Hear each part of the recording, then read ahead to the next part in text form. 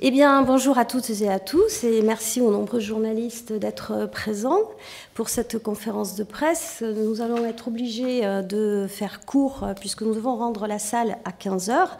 Donc, je suis heureuse de vous accueillir dans la Maison du Peuple pour évoquer la situation de Georges Ibrahim Abdallah. Avant toute chose, je dois vous expliquer que nous avons interpellé à de très nombreuses reprises les gouvernements successifs avant la composition du gouvernement Barnier sur cette situation. J'ai déposé 2 questions écrites au gouvernement. J'ai interpellé de manière orale le garde des Sceaux en commission des lois et dans l'hémicycle. Et les 2 ministres précédents, donc Dupond-Moretti et Darmanin, se sont toujours renvoyés la balle de manière hypocrite sans répondre sur le fond de la question. D'où l'idée nous est venue de publier la tribune qui a donc été publiée pour la première fois en juin, mais qui a été un peu invisibilisée par le contexte actuel puisqu'elle a été publiée juste après la dissolution. Donc, Georges Ibrahim Abdallah a 73 ans, il est maintenu dans un no man's land juridique. Ce militant communiste libanais est libérable depuis 20 ans et attend patiemment que justice lui soit rendue dans la prison de Lannemezan. Nous refusons la peine de mort lente qui lui est infligée. Un espoir de libération doit être offert à une personne condamnée à une peine perpétuelle. Le contraire reviendrait à lui infliger un traitement inhumain et dégradant. La France inflige à Georges Ibrahim Abdallah un tel traitement et viole donc la Convention européenne des droits de l'homme. Nous exigeons tout simplement le respect de l'état de droit. Le ministre Retailleau multiplie les discours démagogiques sur l'expulsion des étrangers délinquants. Il préfère maintenir en prison un homme qui a purgé sa peine et qui espère retourner dans son pays natal. Son maintien en détention obéit donc à des considérations politiques et non juridiques. À l'heure où le tribunal d'application des peines s'apprête à examiner sa 10e demande de libération et expulsion propre à la détention des ressortissants étrangers, nous demandons au gouvernement d'émettre sans délai un arrêté d'expulsion vers le Liban. L'autorité judiciaire doit pouvoir se prononcer sur son ultime demande de libération conditionnelle en toute liberté et surtout dans la sérénité. Voilà le sens de notre tribune. Je vais passer la parole donc à mon collègue André Chassaigne. Oui, merci André. Je serai extrêmement rapide parce qu'effectivement la présentation qui a été faite par André replace bien le sens de notre combat, le sens de notre mobilisation qui se veut la plus large possible. C'est extrêmement important qu'on puisse mobiliser non seulement au sein du nouveau Front populaire, mais aussi au-delà, si on le peut, en allant chercher des parlementaires d'autres groupes politiques, parce qu'on a une affaire qui est une affaire pas seulement humaine, si on peut dire, un abus de pouvoir, mais c'est une dimension exemplaire. Cet emprisonnement n'est pas tolérable dans la durée telle qu'il est. Et ça exige donc d'élargir notre mobilisation. Et je voudrais d'ailleurs sur ce point vraiment saluer celles que j'appelle les chevilles ouvrières de ces combats, André, Sylvie, Elsa, qui sont extrêmement présentes, extrêmement impliquées, avec des contacts directs avec Georges Ibrahim Abdallah, comme j'ai pu en avoir moi aussi. Je l'ai au téléphone régulièrement, il m'appelle. C'est un homme extraordinaire. C'est un homme qui est pétri d'humanité, qui pense à la Palestine, qui pense au Liban, qui est rongé par ce qui se passe aujourd'hui et qui s'intéresse trop peu à son propre sort. C'est une personnalité qui demande toute notre admiration et qui a gardé un sens d'analyse politique absolument remarquable. Mais je pense que l'avocat qui est présent, son avocat qui est présent, s'exprimera beaucoup plus précisément que moi. Je suis obligé de retourner en séance puisque Emmanuel Djibaou doit poser une question et je pense que c'est important que je sois présent comme président de groupe. Je vous remercie. Merci. Ouais, alors donc, avant de passer la parole à Maître Chalancé, je passe la parole à ma collègue Sylvie Ferrer, donc députée LFI des Hautes-Pyrénées, circonscription où donc est détenu Georges Ibrahim Abdallah. Exactement, donc voilà. Voilà, donc moi je suis sur la circonscription, je suis à Bagnères et je suis donc sur la circonscription où se trouve le centre pénitentiaire de Lannemezan. Donc c'est un centre où il y a de très longues peines, où sont incarcérées des personnes qui subissent de très longues peines. Voilà, donc je participe aux mobilisations pour sa libération depuis au moins une quinzaine d'années. À cause, justement, ça a été précisé, de la triste particularité de son emprisonnement. En effet, cela fait désormais, et ça a été rappelé par André, 40 années que Georges Ibrahim Abdallah a passé derrière les barreaux, alors qu'il est libérable depuis un quart de siècle, faisant de lui le plus vieux prisonnier politique d'Europe. Un an après mon élection, j'ai voulu porter l'initiative d'une première tribune signée par 28 parlementaires et parue le 27 mai 2023 dans l'ex-journal du dimanche. Cette action a été un des éléments déclencheurs pour que le 8 juin 2023, Georges Abdallah renouvelle sa demande de libération conditionnelle.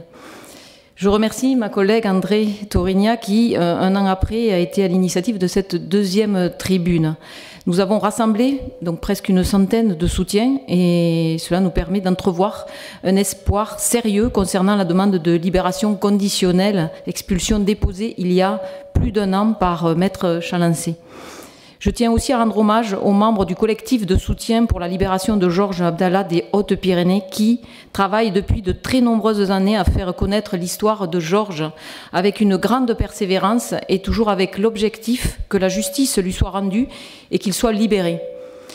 La dernière manifestation pacifique en avril 2024 a rassemblé autour de 1500 personnes venues de toute la France. Et en présence de mes collègues, dont André Torigna, Karen Hérodi, Pascal Martin, qui n'a pas été réélu, et Elsa Faucillon, présente aujourd'hui. Le 7 mai 2024, des membres du collectif ont rencontré durant 2 heures une conseillère sécurité et intérieure du président de la République, Emmanuel Macron. Ce vendredi 4 octobre, j'ai prévu une deuxième visite pour m'entretenir avec Georges Ibrahim, accompagné d'un membre du comité de soutien. Nous ferons à notre sortie de prison une conférence de presse à 3 jours de l'audience. Comme chaque année, et tout est fait pour que ce soit la dernière, plus de 65 organisations de Toulouse appellent à manifester le 26 octobre prochain à Lannemezan pour la libération immédiate de Georges et son retour dans son pays, le Liban. Georges Abdallah a payé ce qu'il devait. Il est aujourd'hui temps de sortir du déni de droit, du déni de justice, du déni d'écoute et d'humanité. Je vous remercie pour votre attention. Maître Chalancé.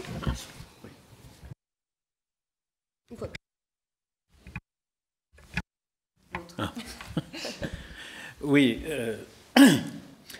ça fait effectivement 40 ans, le 24 octobre, qu'il sera détenu. La demande de libération a été formée en juin 2013. Pour vous donner les délais, c'est donc 18 mois à peu près pour examiner une demande de libération de quelqu'un qui est détenu aussi longtemps. Il y a un problème juridique que je ne vais pas exposer ici, qui est assez complexe, puisque certains juges disent qu'il n'est plus nécessaire d'avoir un arrêté d'expulsion. D'autres, notamment les procureurs, s'opposent à sa libération en disant qu'il n'y a pas d'arrêté d'expulsion. Et évidemment, il y a aussi l'autre solution, qu'il soit en semi-liberté, ce qu'il ne souhaite pas, ou en bracelet électronique sur le territoire français, ce qu'il ne souhaite pas pour sa sécurité. Donc il y aura ce débat juridique qui est un prétexte de toute façon des autorités judiciaires pour retarder ou pour qu'ils ne sortent pas. Le problème dans ce dossier, c'est qu'il y a les États-Unis d'Amérique qui, jusqu'à il y a 3 jours, ne s'étaient pas encore manifestés et qui ont fait un mémoire par leur nouvel avocat, puisque Georges Kejman est décédé. Et d'ailleurs, je rappellerai que Kejman, dans le dernier livre qu'il ait fait avant sa mort, a indiqué qu'il pensait que Georges Ibrahim Abdallah devait être libre. Ce que manifestement ne pense pas son associé, puisque celui-ci a fait un mémoire de 40 pages pour non seulement s'opposer à la libération sur les problèmes juridiques que je passerai, mais également surtout pour des problèmes politiques, puisqu'il ne craint pas de dire que, compte tenu du conflit actuel au sud Liban, compte tenu du fait que le Hezbollah a appelé à la libération dans un article du Figaro en 2011 de Georges Ibrahim Abdallah, libérer Georges Ibrahim Abdallah, c'est donner une victoire au Hezbollah, et que dans ce contexte, il n'est pas question de donner une victoire à un terroriste quel qu'il soit. Il parle du Hezbollah, en l'occurrence, même si les mouvements entre le Hezbollah et les FARL, dont faisait partie Georges Ibrahim Abdallah, sont évidemment de nature complètement différente. Donc on a les États-Unis qui prennent comme prétexte, eux qui fabriquent les bombes qui tuent les enfants tous les jours, de dire que la présence de Georges Ibrahim Abdallah, s'il était libéré au Liban, serait une victoire du Hezbollah, alors que je rappelle, chaque fois que je suis allé à Beyrouth, la plupart à part les phalanges qui sont un mouvement fasciste au Liban, tous les partis politiques, de droite comme de gauche, chiites, sunnites ou chrétiens, sont favorables à la libération de Georges Ibrahim Abdallah. Donc voilà le discours qu'a notifié les États-Unis hier dans ce document qui a été remis aux juges. Et je crains fort, compte tenu déjà que les juges ont fixé le 7 octobre la date d'audience. Ils ont beau me dire que c'est un hasard, si c'est un hasard, il est évidemment malencontreux. Et ils m'ont dit que ça ne changeait rien de toute façon. J'aurais dit, écoutez, ça change, puisque avant qu'il y ait la guerre au Liban, le ministre de la Justice libanaise s'était trouvé choquant que ça soit fixé le 7 octobre. Rédacteur en chef d'un grand journal du soir également trouvait ça extrêmement étrange et pensait que ce serait difficile de faire publier un article le 7 octobre sur Georges Ibrahim Abdallah en plein délire cérémoniel sur le massacre du 7 octobre.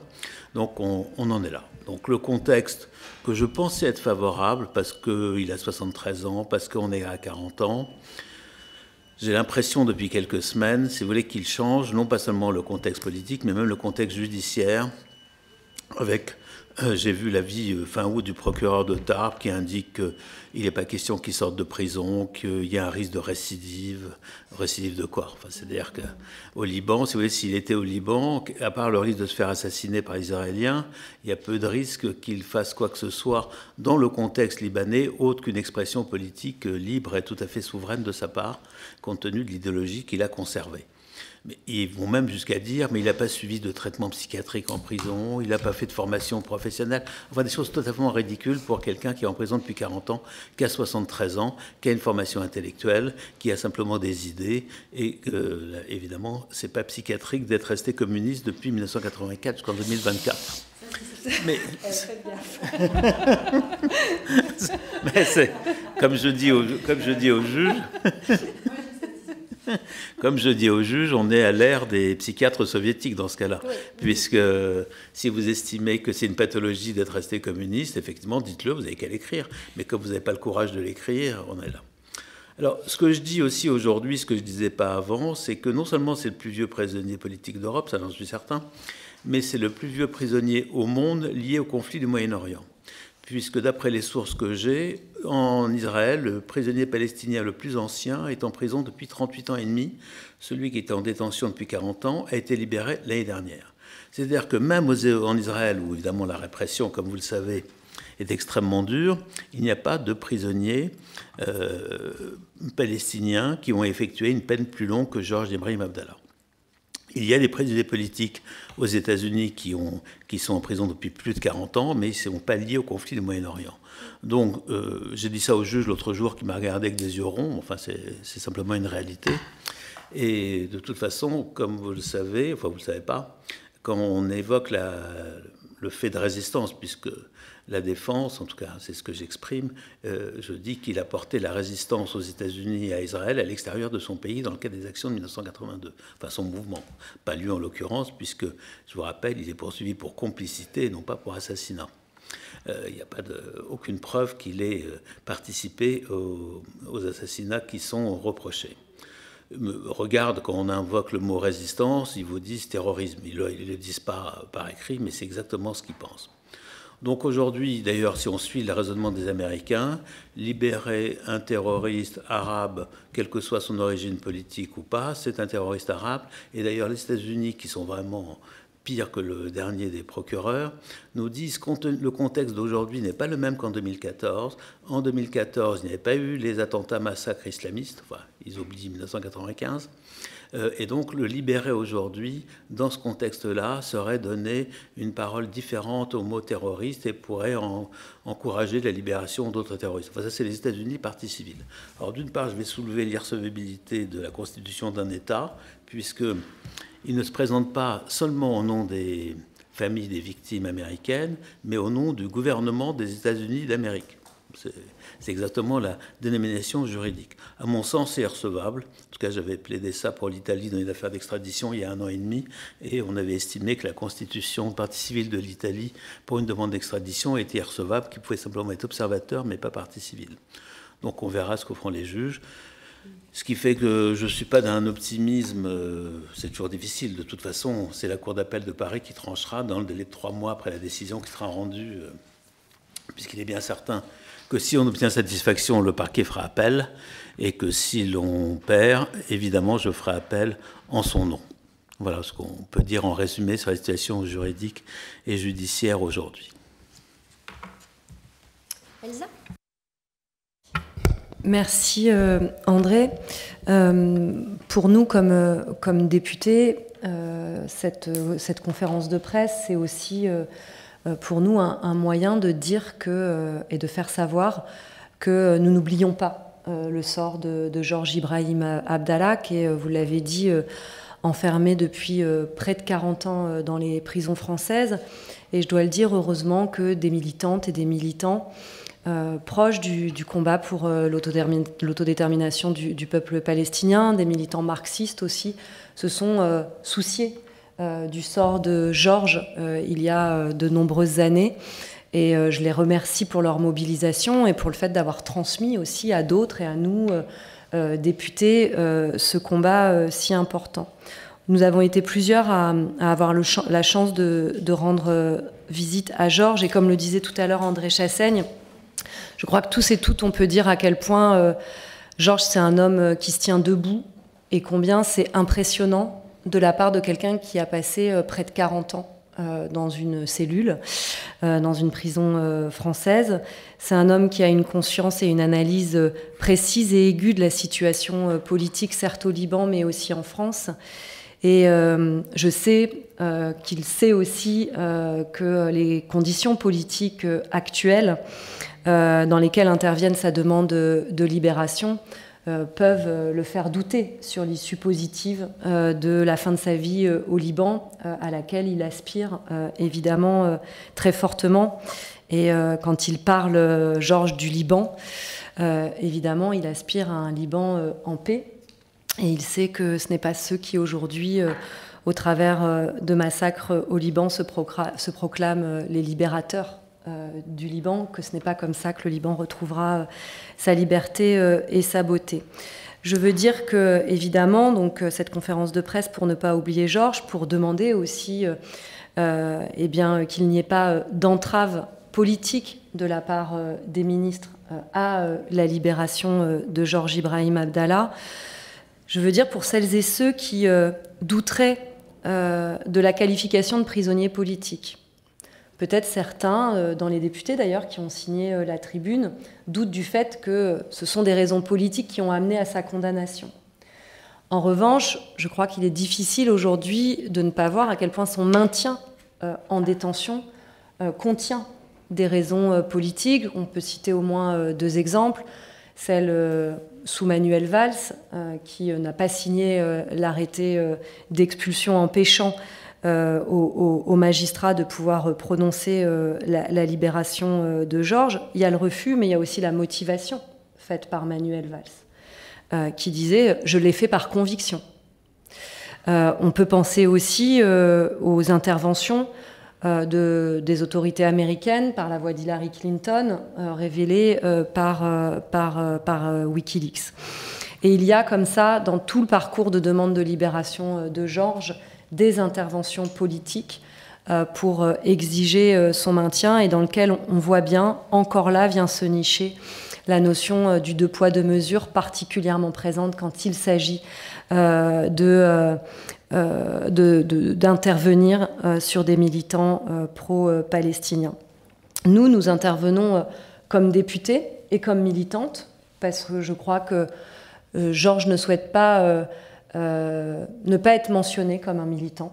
Il veut rester, et c'est sa dignité, et nous le soutenons comme tel, mais comme députés, nous aspirons aussi parce que des principes qui animent notre République, c'est-à-dire le fait aujourd'hui que la peine de mort est prohibée, qu'elle n'existe plus dans notre pays et qu'elle ne peut pas être travestie par une forme de mort lente en prison. Et aujourd'hui, si l'ultime demande de libération de Georges Ibrahim Abdallah n'aboutissait pas, alors pour ces raisons politiques et parce que des juges décideraient qu'il doit rester alors qu'il est le plus vieux prisonnier politique en Europe, alors ce serait admettre que notre pays inflige une prison à vie et une mort lente en prison à Georges Ibrahim Abdallah. Et c'est pour ça que nous appelons aussi d'autres parlementaires, d'autres personnalités, comme c'est déjà le cas, à nous rejoindre pour demander sa libération et pour être présent le 26 octobre à Lannemezan. Merci, merci Elsa. Je voudrais juste rappeler que nous avons aussi le plaisir d'avoir parmi nous deux députés France Insoumise qui se sont aussi intéressés particulièrement à la situation de Georges Ibrahim Abdallah. Donc Loïc Prudhomme, qui je crois a déjà aussi rencontré Georges, et Mathilde Felk. Je vous remercie d'être là. Vous pourrez trouver donc la liste des signataires dans la prochaine publication. Enfin, la tribune est déjà en ligne, hein, je crois, dans l'Humanité. Donc vous trouverez la liste de tous les signataires. Et donc, comme l'avait expliqué André Chassaigne, il n'y a pas que des signataires politiques. C'était notre volonté qu'il y ait ce qu'on appelle des personnalités de la société civile, des intellectuels. Nous avions espéré avoir la présence d'Annie Ernaux, et je la salue amicalement parce qu'elle n'a pas pu être parmi les nôtres, mais je sais qu'elle est un soutien fervent à notre camarade Georges Ibrahim Abdallah. Merci à toutes et à tous. Et malheureusement, on ne pourra pas répondre à des questions parce qu'on est obligé de rendre la salle. Merci beaucoup à vous.